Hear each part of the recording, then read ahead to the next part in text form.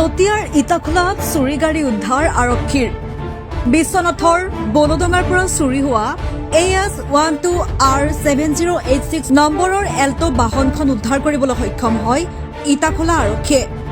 হানিফ আলী নামৰ যুৱকজনৰ এল্টো বাহনখন বিশ্বনাথ বলডাঙৰ পৰা চুৰি হোৱাত বিশ্বনাথ আৰক্ষীক অৱগত কৰিছিল। আৰক্ষীৰ অনুসন্ধান অব্যাহত থকাৰ মাজতে ইটাখোলা আৰক্ষীয়ে যোৱা নিশা এল্টো বাহনখন চতিয়াৰ চেঙামাৰীৰ পথৰ কাষৰ পৰিত্যক্ত অৱস্থাত উদ্ধাৰ কৰে। চতিয়াৰ ইটাখোলাত চুৰি গাড়ী উদ্ধাৰ কৰিছে আৰক্ষীয়ে। বিশ্বনাথৰ বলডাঙৰ পৰা চুৰি হোৱা AS12R7086 নম্বৰৰ এখন এল্টো বাহন উদ্ধাৰ কৰিবলৈ সক্ষম হয় ইটাখোলা আৰক্ষীয়ে।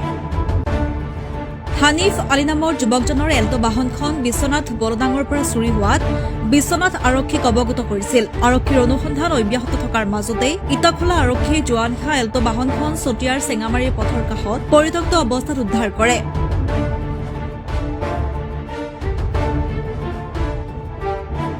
কাইলৈ মই বিশেষ কাৰণত বিশ্বনাথৰ বলডঙা তাত বিশেষ কাৰণত গৈছিলোঁ। যোৱাৰ পিছত মানুহ এজনো মৰিছে। তাৰপৰা জানাজা নামাজ আদায় কৰিলোঁ। তাত জানাজা নামাজ পঢ়াৰ 5 মিনিটমান পিছতে মানে আহি মই চালোঁ গাড়ীখন মোৰ নাই। তাৰপৰা ওচৰে পাঁজৰে মানুহক সুধিলোঁ, গাড়ী এখন থৈছিলোঁ, গাড়ীখন ক'ত কি হ'ল। তাৰপৰা মানুহে কৈছে গাড়ীটো গম নাপাওঁ কোনে কি কৰিলে। তাৰপৰা আৰু কি কৰিম, পূৰা গাঁওখন হুলস্থুল। তাৰপৰা থানাত গ'লোঁ। থানাত গৈ বিশ্বনাথৰ যিজন ট্ৰেফিক ইনচাৰ্জ তেখেতক অৱগত কৰিলোঁ যে গাড়ীৰ ফটোও দিলোঁ, কাগজো দিলোঁ। তাৰপৰা ঘৰত গুচি গ'লোঁ আৰু সন্ধিয়া কি কৰিম, উপায়তো নাই। যিমানখিনি কৰিব লগা কৰিলোঁ। পিছত বিশ্বনাথ আৰক্ষী কুইক একশ্যন ল'লে, লৈ গোটেই থানাই চানাই দিলে। দিয়াৰ পৰা ৰাতি প্ৰায় 11টামান বজাত ইটাখোলাৰ আৰক্ষী চকী তাৰপৰা এটা সজাতি দলে মোক ফোন কৰিলে যে এনেকৈ তেনেকৈ তোমাৰ গাড়ীখন হেৰাইছিল, গাড়ীখন পোৱা গৈছে, তাৰপৰা কাইলৈ আহিবা ৰাতিপুৱা। মই বোলো ঠিক আছে হ'ব। পিছত ৰাতিপুৱা এতিয়া আহিলোঁ ভালে লাগিল। গাড়ী নাম্বাৰটো কিমান? গাড়ী নাম্বাৰ AS12R7086। আচ্ছা, কোনো লোকক আটক কৰিছে নেকি আৰক্ষী? নাই, সিহঁতক কি কৰিছে মই গম নাপাওঁ, কিন্তু গাড়ীখন মই পালোঁ। গতিকে বিশ্বনাথ আৰক্ষীক ধন্যবাদ কুইক একশ্যন লোৱাৰ কাৰণে, বহুত ভাল লাগিল। 22/12/2025 তাৰিখে এখন এল্টো গাড়ী চুৰি হৈছে বুলি এজন হানিফ নামৰ ল'ৰাই, বিশ্বনাথ এলেকাৰ হানিফৰ ঘৰ, তেওঁ এটা নিউজ দিয়াইছিলে, বাতৰি সংবাদেৰে জনাইছিলে। তেতিয়া এই উক্ত বাতৰিটো আমি চাইছিলোঁ। চোৱাত পিছত আমি পেট্ৰলিং কৰি থকা অৱস্থাত আৰু নিয়মীয়া এটা তদন্ত চলাই আছিলোঁ। এই চলাই থকা অৱস্থাত এই এল্টো গাড়ীখন চেঙামাৰী নামৰ জেগাত ৰাস্তা কাষত কোনোবা দুৰ্বৃত্তই এৰি থৈ গ'ল।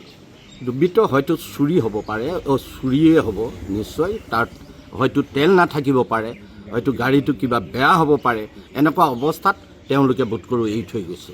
মোৰ বোধ হয় এইকেইটা চুৰি আৰু দুষ্টকাৰী চক্ৰই এই ঘটনাটো কৰিছে। গতিকে মই লগে লগে গাড়ী অনাৰ কি কথা ৰাতি মই ফোন কৰিলোঁ আৰু মই আমাৰ SP ছাৰকো জনালোঁ এই বিষয়টো লৈ। পিছত গম পালোঁ যে BB মটৰ্ছ বিশ্বনাথ চাৰিআলিৰ পৰা হানিফে গাড়ীখন কিনিছিলে। এতিয়া আমাৰ বাকী তদন্তখিনি আমি কৰিম লাহে লাহে, আৰু কোন দুৰ্বৃত্তই আনি গাড়ীখন ইয়াত থ'লে তেওঁলোককো চেষ্টা চলাম আমি কিমান সহায় কৰিব পাৰোঁ হানিফক, আৰু তেওঁলোকক যদি ধৰিব পাৰোঁ ভাল কথা। গাড়ীখন কি বন্ধ অৱস্থাত আছিল নে তেনেকুৱা চাবি তাবি লক কৰা হৈ আছে? বন্ধ আছিলে। মই কেৰেং দি মই ইটাখোলা আউটপোষ্টলৈ লৈ আহিছোঁ। হয়, জানিব পৰা মতে গাড়ীখনৰ চাবি অনাৰে এটাই পাইছিল, তাক লৈ কিবা সন্দেহ আছে? এইটো এটা সন্দেহ হয়। কেতিয়াবা গাড়ী কিনোতে বেচোঁতে সদায় চাবি দুটা থাকে এখন গাড়ী, গতিকে চাবি দুইটা ল'ব লাগে। এইটো BB মটৰ্ছকো সোধা যাব, তেওঁলোকে চাবিটো তেওঁলোকৰ তাত আৰু এটা চাবি আছে নেকি। এতিয়া মই জনামতে হানিফক সোধাত কয় যে মই এটা চাবি আনিছোঁ। গতিকে তেনেকৈ তদন্ত তেওঁলোক আহিব পাৰে। তদন্তত এইখিনি বস্তু আহিব।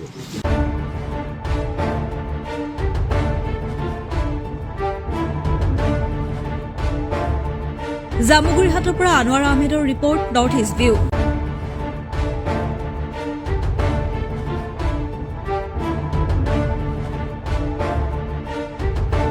উত্তৰ পূৰ্বাঞ্চলৰ একমাত্ৰ উৎসৰ্গিত ইউৰলজিকেল ৰবটিক চাৰ্জাৰী সেৱা এতিয়া গুৱাহাটীৰ সোণাপুৰস্থিত কিডনী হস্পিটেল IUKDত। ইয়াত উপলব্ধ অন্যান্য চিকিৎসা কিডনীৰ পাথৰ আৰু প্ৰষ্টেট গ্ৰন্থিৰ সমস্যা, কিডনী বিকল হোৱা, প্ৰস্ৰাৱৰ সমস্যা, ইউৰলজিকেল কেঞ্চাৰ, ডায়েলাইচিছ সেৱা আৰু সকলো প্ৰকাৰৰ যৌন সমস্যা। লেজাৰমেন ডাক্তৰ অৰূপ কুমাৰ নাথৰ নেতৃত্বত উত্তৰ পূব ভাৰতৰ একমাত্ৰ কিডনী হস্পিটেল IUKD কেৱল আপোনাৰ সেৱাৰ বাবেই উৎসৰ্গিত।